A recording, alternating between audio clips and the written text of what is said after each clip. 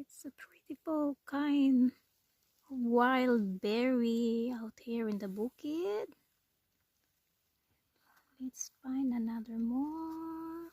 And here is another one, black color. And this one is the blueberry.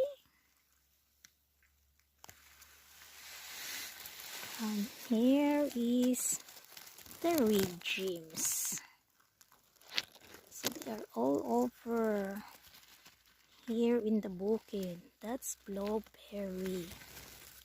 Yan siya, blueberry ni siya. So there's a lot around here to pick with different types of berries. Super a lot. So nice na to pick, guys.